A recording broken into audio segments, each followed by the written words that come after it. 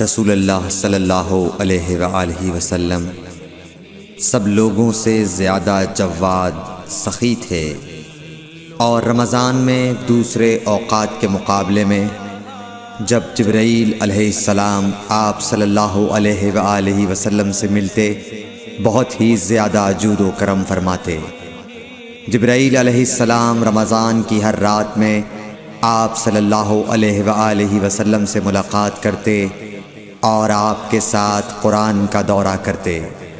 غرض حضرت صلی اللہ علیہ وآلہ وسلم لوگوں کو بھلائی پہنچانے میں بارش لانے والی ہوا سے بھی زیادہ جود و کرم فرمایا کرتے تھے۔